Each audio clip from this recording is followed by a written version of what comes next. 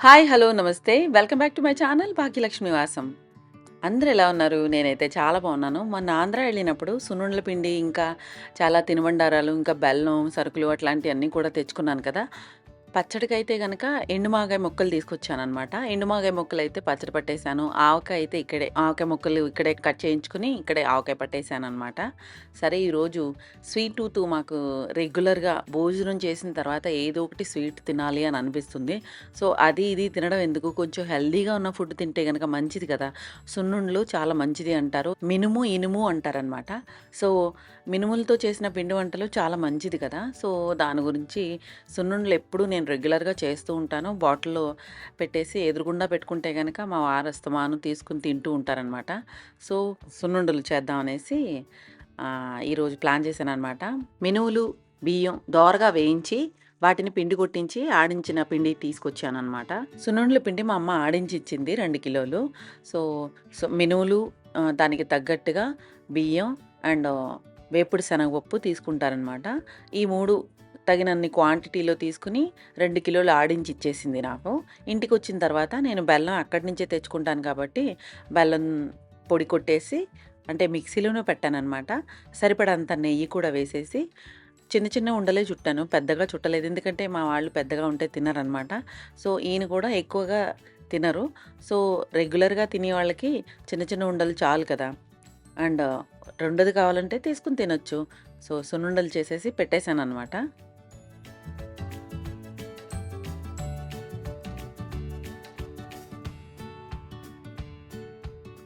మనం బ్రెడ్ తెచ్చుకుంటూ ఉంటాం కదా! మధ్య మధ్యలో బ్రేక్‌ఫాస్ట్‌లకనగా లేకపోతే ఇంకా నేను పావు బజ్జీ అది కూడా చేస్తూ ఉంటాను. సో, బ్రెడ్ మిగిలిపోతుందనమాట లెఫ్ట్ ఓవర్ మిగిలిపోయినప్పుడు ఆ బ్రెడ్‌ని అది ఇది చేయటం కన్నా మనం అంటే క్రమ్స్ చేసుకోనియడానికి వేయించుకుని చేసుకుంటారు కొంతమంది. అండ్ ఇంకొకటి క్రూటాన్స్ కూడా చేసుకోవచ్చు. క్రూటాన్స్ చేసుకుంటే గనక సూప్స్‌లో అవి తినొచ్చు. ఇప్పుడు సమ్మర్ కాబట్టి క్రూటాన్స్ అది తినేది ఉండదు కాబట్టి బ్రెడ్‌ని అలా వదిలేస్తే పాడవుతుంది కాబట్టి నేనేం చేశానంటే డ్రైగా, అంటే మామూలుగా బయట పెట్టేస్తుంటేనే సమ్మర్స్ ఎక్కువగా ఉన్నాయి కదా! బాగా డ్రై అయిపోయినాయి అనమాట. దాన్నే చేత్తో చిదిమేసేసాను. లేకపోతే మనం పప్పుగుత్తితో చిదిమేసుకున్నా సరిపోతుందనమాట. మిక్సీలో పొడిగొట్టే అవసరం ఉండదనమాట.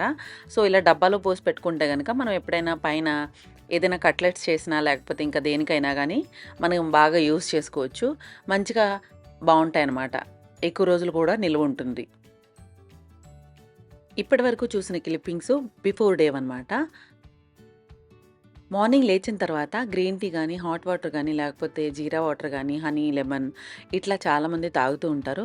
నాకు కూడా అన్ని కాంప్లికేటెడ్‌గా ఏం కాదు గానీ, అంటే మనం తాగాలి అనేం లేదు గానీ, కొంచెం హాట్ వాటర్ తాగితే గనక రాత్రి మనం తీసుకున్న డయట్‌లో కొంచెం గ్యాసెస్ ఏమన్నా ఫార్మ్ అయినా, అట్లాంటి ఏమన్నా ప్రాబ్లమ్ ఉన్నా గానీ, మనం హాట్ వాటర్ తాగితే గనక కొంచెం మన పొట్ట సెటిల్ అవుతుందనమాట.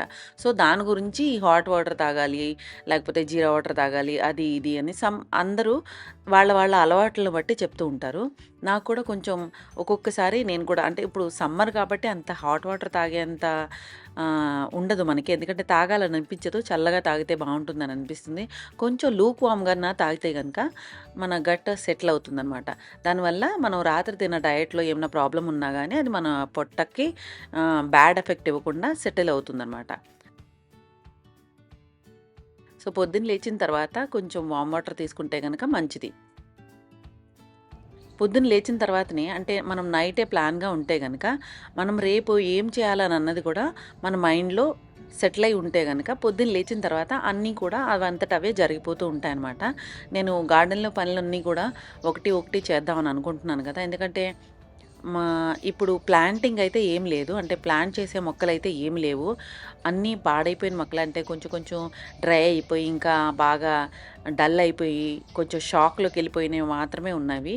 సో, వీటన్నిటిని కటింగు, ఇంకా ప్రూనింగు లాంటివన్నీ చేస్తూ, ఇంకా కొత్తగా మనీ ప్లాంట్ కటింగ్ అయితే పెట్టాను.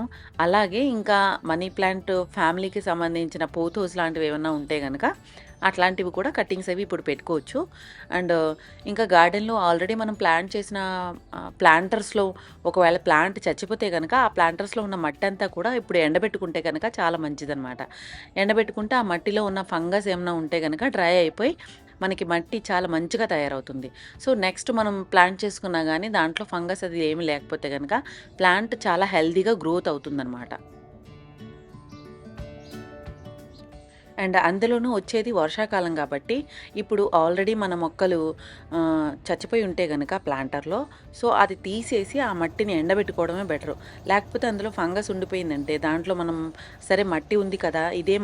ఇదే కుండీలో మనం ప్లాంట్ చేసేద్దాం కొత్త మొక్కనని చెప్పి మొక్క తీసుకొచ్చి వేసేస్తే గనక వర్షాకాలంలో చాలా ప్రాబ్లమ్ అవుతుంది. ఎందుకంటే వర్షాకాలంలో వానలు పడినప్పుడు నీళ్లు కుండీల్లో నిలబడిపోతే గనక అందులో ఆల్రెడీ మట్టిలో ఫంగస్ ఉంటే గనక మొక్క సర్వైవ్ అయ్యే ఛాన్స్ అసలు ఉండదు. దాని గ్రోత్ డెవలప్‌మెంటు అట్లాంటియి ఏది ఉండదనమాట.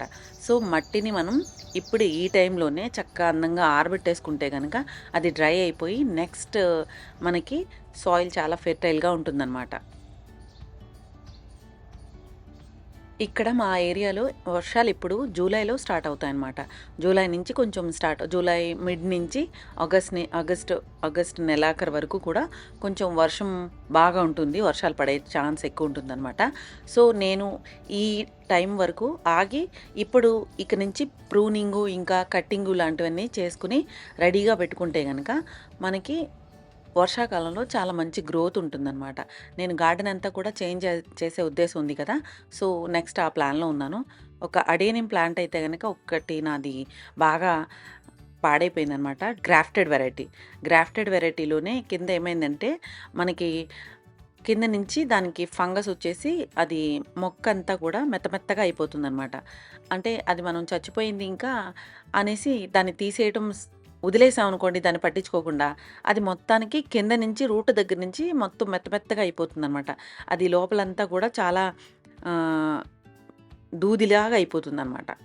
సో, అది ఏంటంటే ఎక్కడి వరకు పాడైపోయిందో అక్కడి వరకు పాడైపోయింది తీసేసి కట్ చేసేయొచ్చనమాట. ఒక నైఫ్‌తో మంచి స్టెరిలైజ్డ్ నైఫ్‌తో కట్ చేసేసి నా దగ్గర ఫంజిసైడ్ లేదు.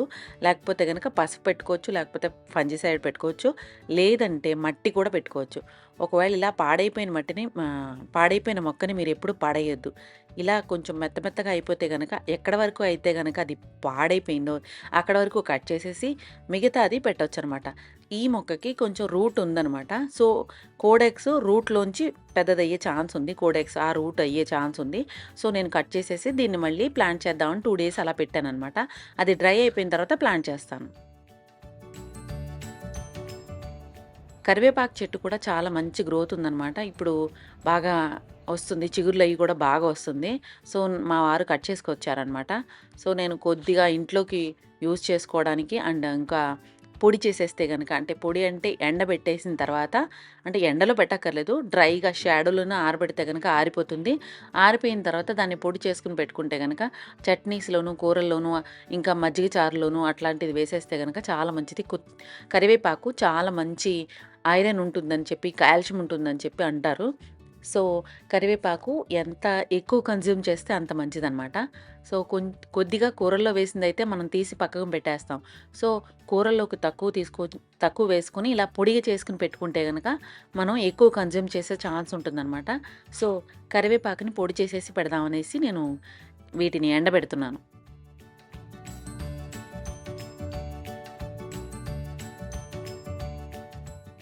అండ్ ఇక్కడ మార్కెట్ నుంచి నేను పచ్చి మామిడికాయలు తెప్పించాను. ఎందుకంటే పచ్చి మామిడికాయలు మనకి ఎప్పుడూ దొరకవు కదా! మన ఆంధ్రాలో అయితే గనక ఎప్పుడు దొరుకుతూ ఉంటుంది. పునాసకాయ అంటారు. అవి అయితే ఎప్పుడు దొరుకుతూ ఉంటాయి. బట్ ఇక్కడ మామిడికాయలు చాలా తక్కువ దొరుకుతాయన్నమాట. ఈ సీజన్‌లో వరకు మాత్రమే దొరుకుతాయి. అందులోనూ మన సైడ్ దొరికినట్టు కాయ ఉండదనమాట. ఇదేదో ఏ రకమో తెలీదు గానీ ఇట్లా ఉంది. దీని గుజ్జు కూడా బానే వచ్చింది. సో, నేను ఒక 25 కాయలు తీసుకొచ్చాననమాట. వీటిని శుభ్రంగా పీల్ చేసేసిన తర్వాత, కడిగేసిన తర్వాత వీటిని ఉక్కపెట్టేసి నేను క్యూబ్స్ చేసేద్దామని అంటే ఫ్రోజన్ చేసేసి ఉంచితే గనక మనకి ఎప్పుడు కావాలంటే అప్పుడు పప్పులో వాడుకోవచ్చు. లేదంటే పప్పుచారులో యూజ్ చేసుకోవచ్చు. ఇంకా మనకి పులుపు ఎందులో అయితే కావాలో అట్లాంటి వాటిలన్నిటిలోనూ యూజ్ చేసుకోవచ్చు. సో, అండ్ ఇంకేంటంటే నేను ఆంపన్నా చేస్తాను. ఆంపన్నా కూడా చాలా మంచిగా బావుంటుంది. సో, ఇది ఆంపన్నా ఒకవేళ ఎప్పుడు రెగ్యులర్‌గా చేసుకునేలాగా ఆహ్ క్యూబ్స్ చేసేసి పెట్టేసామనుకోండి, సో మనకి ఎప్పుడు కావాలంటే అప్పుడే ఆ క్యూబ్స్‌ని యూజ్ చేసుకుంటూ ఆంపన్న కూడా చేసుకోవచ్చు అన్న ఉద్దేశంతో నేను ఈ మామిడికాయలు తెప్పించాననమాట. వీటిని శుభ్రంగా కడిగేసి వాష్ చేసిన తర్వాత ఒక గ్లాసు నీళ్లు వేసేసి మనం స్టవ్ మీద పెట్టి ఉక్కపెట్టేసుకుంటే గనక, అంటే స్టవ్ మీద పెట్టి నేను మామూలుగా అయితే మైక్రోవేవ్‌లో పెట్టేస్తాను. లేదంటే స్టవ్ మీద కూడా పెట్టుకోవచ్చు. ఈ ముక్కలు తరుక్కుని కూడా ఉక్కపెట్టుకోవచ్చు. నేను కాయలు పడంగానే పెట్టేసాననమాట. ఒక 15 నిమిషాల్లో ఉక్కిపోతాయి. అంటే మగ్గిపోతాయి. మగ్గిపోయిన తర్వాత వీటి గుజ్జుని చేత్తో పిసికేస్తే గనక వచ్చేస్తుందనమాట. సో, డబుల్ పని ఎందుకులే అనేసి నేను ఇట్లా డైరెక్ట్‌గానే పెట్టేసాను స్టవ్ మీద. అవి మగ్గిపోయినియి. తర్వాత నేను చేత్తో నలిపేసి వాటి గుజ్జంతా తీసేసిన తర్వాత గుజ్జుని కూడా మనం కావాలంటే బ్లెండ్ చేసుకోవచ్చు. లేదంటే కూడా అలాగే కొంచెం గరిటెతో కదిపేస్తే మెత్తగా అయిపోతుంది కదా! ఆ మెత్తగా అయిపోయిన పేస్ట్‌ని మనం క్యూబ్స్ దాంట్లో పెట్టేసి క్యూబ్స్ చేసుకొని ఫ్రీజర్‌లో పెట్టేసుకుంటే గనక ఎప్పుడు కావాలంటే అప్పుడు మనం యూజ్ చేసుకోవచ్చనమాట. అలాగే పండు మామిడికాయలు కూడా చేసుకోవచ్చు. పండు మామిడికాయలు కూడా నేను చేస్తూ ఉంటాను. అంటే మామిడి పళ్ళు చేసుకున్నప్పుడు కూడా సేమ్ ఇదే ప్రాసెస్‌లో చేసుకోవచ్చు. ఉక్కపెట్టి చేసుకోవచ్చు. లేదంటే డైరెక్ట్‌గా మనం గుజ్జు తీసేసి కొంచెం పంచదార యాడ్ చేసుకొని మనం ఆ క్యూబ్స్‌ని ఫ్రోజ్ చేసుకోవాలి. లేదంటే కలర్ మారిపోయే ఛాన్స్ ఉంటుంది కాబట్టి మామిడి పండు గుజ్జు అయితే కనుక కొంచెం పంచదార యాడ్ చేసి, పంచదార వేసిన తర్వాత అది కరిగిన తర్వాత మనం క్యూబ్స్ లేకపోతే అదే జ్యూస్‌ని ఒక బాటిల్‌లో స్టోర్ చేసి పెట్టుకున్నా గానీ ఫ్రోజ్ అయిపోయి ఉంటుందనమాట. మనం ఎప్పుడు కావాలంటే అప్పుడు ఒక 6 నెలల వరకు 6 నెలల లోపల యూజ్ చేసుకోవచ్చు. అండ్ నెక్స్ట్ నేను ఒక డీఐవై చేశాననమాట. ఇది ఎప్పటిదో క్లిప్పు. అంటే మా నాన్నగారు ఉన్నారు. అప్పుడు ఊరు నుంచి వచ్చినప్పుడు మా నాన్నగారు కూడా ఉన్నారనమాట. అప్పుడు ఆయన ఉండగా చేశాను. ఆయన ఇలా కట్ చేసి ఇచ్చారనమాట. ఈ పట్టీలు ఉన్నాయి కదా! వుడెన్ పైన్ పట్టీలు నాకు ఇంట్లో ఉన్నాయన్నమాట. వాటిని కట్ చేసి ఇలా ఫ్రేమ్‌లా చేస్తే గనక దీంతో ఏదైనా డీఐవై చేయొచ్చు అన్న ఉద్దేశంతో నేను ఆయన చేత కట్ చేయించాను. సో, కట్ చేసిన తర్వాత నా దగ్గర ఈ జూట్ ఫ్యాబ్రిక్ ఉందనమాట. ఈ జూట్ ఫ్యాబ్రిక్ యాడ్ చేసేస్తే గనక దానికి ఆ ఫ్రేమ్‌కి ఒక ఏదైనా ఫ్రేమ్‌లాగా డిజైన్ చేయొచ్చు. ఇంట్లో తగిలించుకుంటే చాలా అందంగా ఉంటుంది కదా! అనే ఉద్దేశంతోటి నేను ఇలా ట్రై చేశాను. బట్ ఔట్‌కమ్ మాత్రం చాలా బావుందనమాట. ఏదైనా డీఐవై మనం చేసుకునేటప్పుడు మనకి ఎక్కడైనా చూస్తాం కదా! ఎక్కడైనా చూసినప్పుడు మనం అంత బాగా తెలిసుండాలని లేదు. అలాగని తెలియకుండా ఉండదు. ఈ మధ్య వేరే వాళ్ళ ఛానల్స్ అవి చూసినా గానీ డీఐవైలు అవి గట్రా చేస్తున్నారు. సో, చాలా ఎఫర్ట్ పెట్టాలండి దానికి. అప్రిషియేట్ చేయండి మీరు కూడా ఒకవేళ మీకు నచ్చితే గనక. ఎందుకంటే దానికి చాలా ఎఫర్ట్ పెట్టాల్సొస్తుంది. అండ్ ఇంకొకటేంటంటే, ఒకవేళ మనకి అది వచ్చినా గానీ మనం ఎప్పుడో చేసుంటాం అనుకోండి, అది చూసిన తర్వాత మనకి మళ్ళీ గుర్తొస్తుందనమాట. సో, ఇలా చేసుకుంటే బావుంటుంది గదా అని. ఒకవేళ రాకపోతే గనక అది చూసిన తర్వాత మనం చేస్తాం కాబట్టి, వాళ్ళ శ్రమంతా కూడా అప్రిషియబుల్ అనమాట. సో, ఎందుకంటే మనం అంత కష్టపడి చేసిన తర్వాత ఇల్లంతా కూడా ఎంత చెండాలమైపోతుందో. అండ్ ఇంకొకటేంటంటే, అది ఔట్‌కమ్ ఎలా ఉంటుందో లేదో తెలీదు. ఒకవేళ చెడిపోతే ఏంటి అనన్న టెన్షన్‌లో కూడా ఉంటుందనమాట. కొన్ని పనులు అలా ఉండడం వలన మనం తొందరగా దాన్ని తలపెట్టి చేయడానికి కూడా వెనకాడుతూ ఉంటామనమాట. నేను చేసిన తర్వాత చాలా ఔట్‌కమ్ మాత్రం చాలా బావుందనమాట. సూపర్ అనిపిచ్చింది. సో, ఈ వాల్ అంతా కూడా నేను డెకరేట్ చేస్తున్నాను కదా! ఈ డీఐవై వాటితోటి కూడా. సో, ఈ వాల్‌కి ఇలా పెట్టిన తర్వాత మాత్రం చాలా అందం వచ్చిందనిపిచ్చింది నాకు.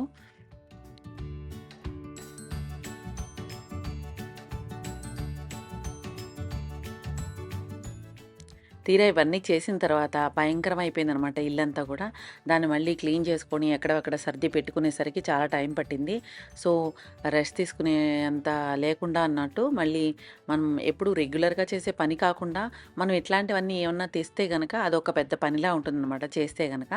సో, ఇవన్నీ ఎక్కడివక్కడ పెట్టుకోవడం ఒకటి. ఇంకొకటి ఏంటంటే దీనికి సంబంధించినవి ఏమన్నా బయట నుంచి పర్చేజ్ చేస్తే గనక అవి పూర్తిగా అయిపోకుండా ఉంటే గనక వాటిని మళ్ళీ దాయటం కూడా అదొక పెద్ద పనే అనమాట.